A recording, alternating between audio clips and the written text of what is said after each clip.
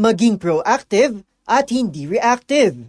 Ito ang inihayag ni Pangulong Bongbong Marcos matapos nitong pirmahan ng Kabalikat sa Pagtuturo Act na naglalayong pataasin ang allowance ng mga guro mula 5,000 pesos hanggang 10,000 pesos kada taon. Bahagian niya ito ng Make Relevant, Accelerate Services, Take Care of Learners and Give Support to Teachers o Matatag Agenda na tumutugon sa mga hamong kinakaharap ng Philippine Education System tulad ng kakulangan ng suporta sa mga guro na kinilala nito bilang mga bayani. Teachers are the unsung heroes of our society, of any society for that matter.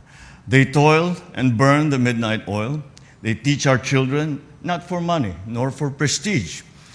They serve our country each day by teaching our children the basic foundations to make them responsible and productive citizens. Sa ilalim ng Matatag Agenda, layon ng Department of Education ang pag-decongest ng basic education curriculum, paghasa sa basic math at reading skills ng mga bata, paglikha ng karagdagang classrooms, at pagbibigay ng access sa learning materials at internet connection, lalo na sa mga liblib na lugar sa bansa. Labis naman ang pasasalamat ng Chief Executive sa naging mabilis na aksyon ng Kongreso para maisakatuparan ang isa sa mga pangunahing layunin ng Matatag Agenda. Matatandaan na ang pagpapalakas ng Philippine Education System ang isa sa mga ipinangako ng Pangulo noong magsimula ang kanyang termino noong 2022. Para sa MBC TV Network News, ito si Arnold Herrera. Sama-sama tayo, Pilipino.